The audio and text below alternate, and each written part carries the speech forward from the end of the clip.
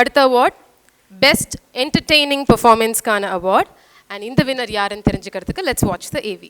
Best entertaining performance, Sivakarthikeyan. Sivakarthikeyan shot to fame in the movies Kedi Billa Killadi Ranga, Edirneechal and Varthappadaatha Vaalibar Sangam for his consistent efforts in entertaining the people. We honor him the medal for best entertaining performance. First thing அவார்டுங்கிறது எப்போவுமே சந்தோஷமான விஷயம். அது என்ன மாதிரி ஆளுக்கெல்லாம் award கிடைக்குதுன்னா அதை விட சந்தோஷமான விஷயம் என்ன இருக்க முடியும். அண்ட் இந்த மாதிரி ஒரு ரொம்ப பாப்புலரான ஒரு வெப்சைட் அவார்டு கொடுக்கும்போது இல்லையா, அதனுடைய இன்டர்நேஷ்னல் ரீச் பெருசாக இருக்கும்னு நம்புகிறேன். ஏன்னா பிகைண்ட் வுட்ஸ்க்கு எஸ்பெஷலி அதனுடைய வியூவர்ஸ் ஃபாலோவர்ஷிப் வந்து பெருசாக இருக்குது. இங்கே இருக்கிறத விட ஜாஸ்தியாக வெளிநாடுகளில் இருக்குது. ஸோ அதனுடைய ரீச் ஜாஸ்தியாக இருக்குன்றது தான் என்னோட எக்ஸ்ட்ரா சந்தோஷம்.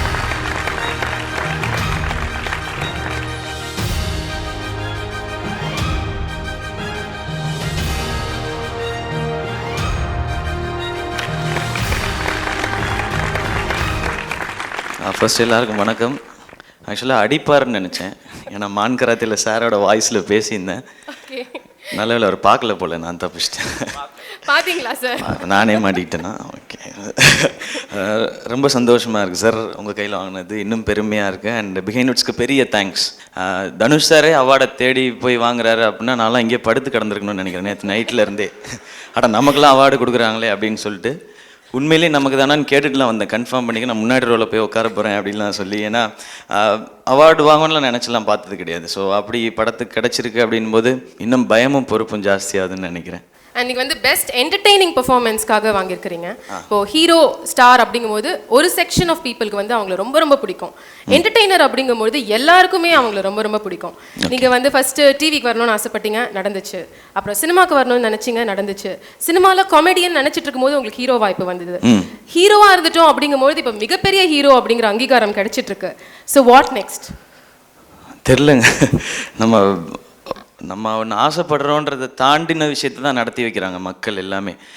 எனக்கு வந்து மெரினா நடிச்சிட்டு இருக்கும்போதே 3ல் தனுஷ் சார் கூப்பிடும்போது கூட போய் காமெடி பண்ண போகிறோம், ஒரு பெரிய ஹீரோ பக்கத்தில் நின்று, அந்த எக்ஸைட்மெண்ட் தவிர வேறு எதுவுமே கிடையாது. போய் ஒரு படம் நடிச்சுட்டு வந்துடணும் அப்படிங்கிறது தான்.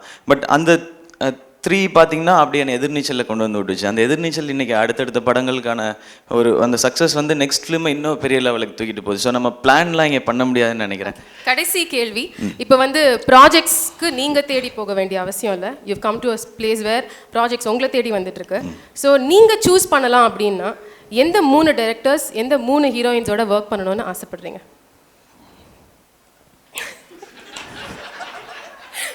இல்லைங்க, நிறைய டைரக்டர்ஸ் இருக்காங்க. அது லிஸ்ட் போட்டால் கரெக்டாக இருக்கும் கெரியருக்கு. ஓகே, நீங்கள் டைரக்டர்ஸை விடுங்க, ஹீரோயின்ஸை மாத்திரம் சொல்லுங்கள். இந்த 3 ஹீரோயின்ஸ். ஆக்சுவலாக பூஜா அவங்கள ரொம்ப பிடிக்கும் எனக்கு. முன்னாடியே நான் ஃபீல் பண்ணுவேன் நிறையா வாட்டி, நம்ம ஒரு 10 வருஷம் லேட்டாக வந்துட்டோம், 5 வருஷம் லேட்டாக வந்துட்டோம், எப்போ பார்த்தாலும் அதான் இருக்குது ஃபீலிங்ஸ். அது வேறு விஷயம்னு வச்சுங்களேன். அது மாதிரி நிறைய பேர் இருக்காங்க, ஏன் சும்மா கோர்த்து பூஜா இருக்காங்க சொல்லிட்டீங்க, அடுத்து செகண்ட் தேர்ட் இல்லை நம்ம அப்படியே வரிசையாக சொல்லலாம். நயன்தாரா, அனுஷ்கா, அன்சிகாவோட நடிச்சிட்டோமா, ஓகே.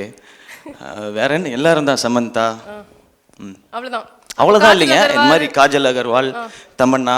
ஓகே, அப்போ கேட்ட கேள்வியே waste. Thank you very much, all the very best. இது அப்பே தான் நான் சொல்லிட்டு இருக்கேன், நான் சுகா சொல்கிறேன். ஸ்டேஜ் சார் வேற கிளம்பணும்னு சொல்லிட்டு இருந்தாரு, நான் ஏதோ இன்ட்ரெஸ்டிங்காக பதில் சொல்வீங்கன்னு நினச்சேன்.